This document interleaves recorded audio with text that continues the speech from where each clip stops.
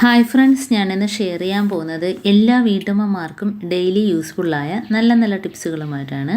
Video skip ചെയ്യാതെ കാണുക. Channel subscribe ചെയ്യാതെ കാണുന്നവരുണ്ടെങ്കിൽ പ്ലീസ് ഒന്ന് സബ്സ്ക്രൈബ് ചെയ്ത് സപ്പോർട്ട് ചെയ്യാനും കൂടി മറക്കരുത്. അപ്പോൾ നമുക്ക് ഇന്നത്തെ ഫസ്റ്റ് ടിപ്പിലോട്ട് കിടക്കാം. അപ്പോൾ നമ്മൾ ഇതേപോലെ മാവൊക്കെ ആട്ടി വയ്ക്കുമല്ലോ. അപ്പോൾ വൈകുന്നേരമൊക്കെ മാവ് ആട്ടി വെച്ചതിന് ശേഷം ഒരു രാത്രി ആകുമ്പോഴത്തേന് ഇതേപോലെ ഒരു 2-3 പച്ചമുളക് അതിനകത്തൊന്ന് ഇതേപോലെ ഒന്ന് ഇട്ട് വയ്ക്കുക. ഇതേപോലെ ഒന്ന് അതുകൊണ്ട് ഇങ്ങനെ ഒന്ന് മുക്കി വെച്ചാലും മതി. അപ്പോൾ നമ്മൾ രാവിലെ നമ്മൾ മാവെടുക്കുമ്പോഴത്തേനും നല്ല രീതിയിൽ പതഞ്ഞ് പുളിക്കാതെ തന്നെ കേട്ടോ, ആവശ്യത്തിനുള്ള പുളിയേ കാണത്തുള്ളൂ, ഒരുപാട് പുളിച്ചു പോവില്ല. അപ്പോൾ നല്ല രീതിയിൽ നമുക്ക് സോഫ്റ്റായിട്ട് ഇഡലിയൊക്കെ പുഴുങ്ങിയെടുക്കാനായിട്ട് പറ്റും. മാവ് നല്ല സോഫ്റ്റായിട്ട് തന്നെ കിട്ടും. അപ്പോൾ കണ്ടോ, അപ്പോൾ രാവിലെ ആകുമ്പോഴത്തേനും നമ്മൾ ഇതേപോലെ ഒന്ന് മാവൊന്ന് ഇളക്കി കൊടുക്കുമ്പോഴത്തേനും അതിൻ്റെ ആ വ്യത്യാസം നമുക്ക് മനസ്സിലാക്കാനായിട്ട് പറ്റും. അപ്പോൾ നമുക്ക് ഇതേപോലെ സോഡാപ്പൊടിയോ ഒന്നും തന്നെ കലക്കാതെ തന്നെ നമുക്ക് നല്ല രീതിയിൽ മാവ് ഉണ്ടോ പൊങ്ങി കിട്ടിയിട്ടുണ്ട്. എന്നാലൊട്ട് ഒരുപാട് പുളിച്ചു പോകത്തുമില്ല. അപ്പം നമുക്ക് ഈ രീതിയിൽ തന്നെ നമുക്ക് സോഫ്റ്റായ ഇഡലിയോ ദോശയോ എന്താണെന്ന് വെച്ചാലും നമുക്ക് ചെയ്തെടുക്കാനായിട്ട് പറ്റും. ഇനി നമ്മൾ അതിനകത്ത് ആ പച്ചമുളകൊക്കെ എടുത്ത് മാറ്റണം. എന്നിട്ട് നമുക്ക് ഇതിനകത്ത് ആവശ്യത്തിനുള്ള ഉപ്പ് ചേർത്തിട്ട് നമുക്ക് സോഡാപ്പൊടി ഇടാതെ തന്നെ നമുക്ക് ദോശ ഉണ്ടാക്കാനായിട്ട് പറ്റും കേട്ടോ. അപ്പോൾ ഇതേപോലെ നമുക്ക് അപ്പത്തിന് ആട്ടിയാലും ശരിയാകും. അപ്പത്തിന് ആട്ടിയാലും ഇതേപോലെ നല്ല സോഫ്റ്റായ അപ്പം ഉണ്ടാക്കാനായിട്ട് പറ്റും. കണ്ടോ, അപ്പോൾ ഇഡലി തന്നെ നല്ല സോഫ്റ്റായിട്ട് തന്നെ വന്നിട്ടുണ്ട്. നല്ല ടേസ്റ്റും ആയിരിക്കും. അടുത്ത ടിപ്പിലോട്ട് കിടക്കാം. അപ്പോൾ നമ്മൾ ഹെൽമെറ്റ് സാധാരണ നമ്മൾ ക്ലീൻ ചെയ്യാറില്ല. ഇതേപോലെ ഒന്നും ഗ്ലാസ് ക്ലീനറോ എന്തെങ്കിലുമൊക്കെ വെച്ചിട്ടാണ് നമ്മളിത് ക്ലീൻ ചെയ്യേണ്ടുള്ളത്. അപ്പോൾ അതൊന്നും ഇല്ല എങ്കിൽ നമ്മളങ്ങനെ തന്നെ വെച്ചേക്കും അല്ലേ.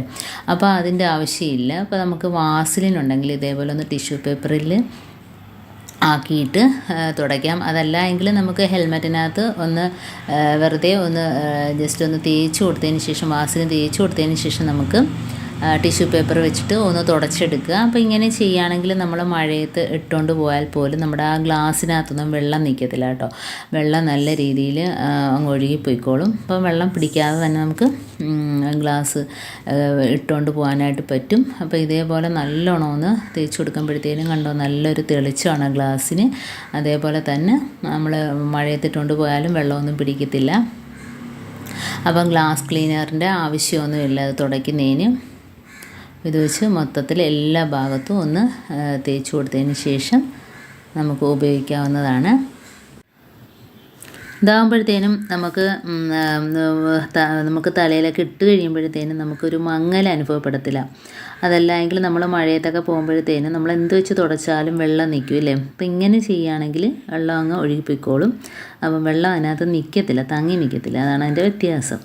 അടുത്ത ടിപ്പിലോട്ട് കിടക്കാം. അപ്പോൾ നമ്മൾ പരിപ്പ് കറിയൊക്കെ വേവിക്കുമ്പോഴത്തേനും, പരിപ്പെന്നല്ല നമ്മൾ കുക്കറിനകത്ത് ഇതേപോലെ മലക്കറി പച്ചക്കറി ഒക്കെ വേവിക്കുമ്പോഴത്തേനും നമുക്ക് ഇതേപോലെ ഒരു ചിരട്ട, നല്ല വൃത്തിയായിട്ടുള്ളൊരു കൊച്ചു ചിരട്ട അതിനകത്ത് കമഴ്ത്തി ഇതേപോലെ ഇട്ട് കൊടുത്തിട്ട് നമ്മൾ കുക്കറിൻ്റെ അടപ്പ് വെച്ചൊന്ന് മൂടി കൊടുക്കാം.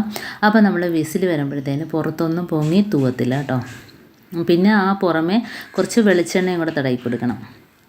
അടുത്ത ടിപ്പിലോട്ട് കിടക്കാം. അപ്പോൾ നമ്മൾ ഇതേപോലെ അരി ഒക്കെ സൂക്ഷിക്കുമ്പോഴത്തേനും ഇതേപോലെ ഒരു ചിരട്ട അരിക്കകത്ത് ഇട്ട് കൊടുക്കുകയാണെങ്കിൽ അരി എത്ര നാൾ വേണേലും ഫ്രഷായിട്ട് തന്നെ ഇരിക്കും. അരി ചീത്തയായി പോവില്ല.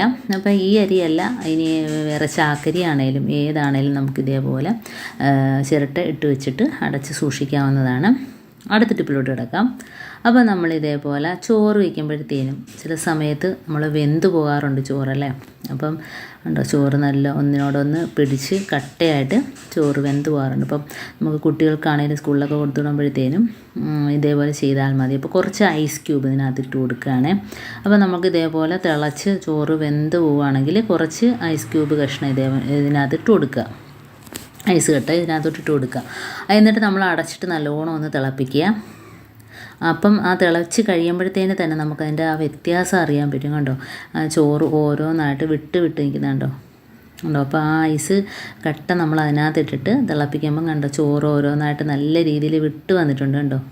അപ്പോൾ നമ്മൾ വെന്ത് പോയാൽ വിഷമിക്കേണ്ട കാര്യമില്ല, ഇതേപോലെ ചെയ്താൽ മതി.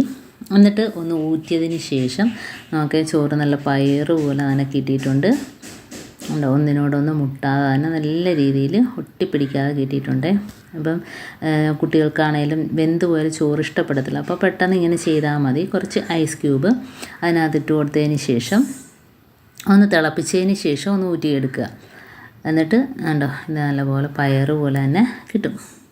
അപ്പം ഇന്നത്തെ എൻ്റെ ഈ കൊച്ചു ടിപ്സുകൾ നിങ്ങൾക്ക് ഇഷ്ടമായിരിക്കുന്നു. ഇതിലേതെങ്കിലും ഒന്ന് യൂസ്ഫുള്ളായിട്ട് തോന്നിയിട്ടുണ്ടെങ്കിൽ ഒന്ന് ലൈക്ക് ചെയ്യാനും കമൻറ്റ് ചെയ്യാനും സബ്സ്ക്രൈബ് ചെയ്യാനും മറക്കരുത്.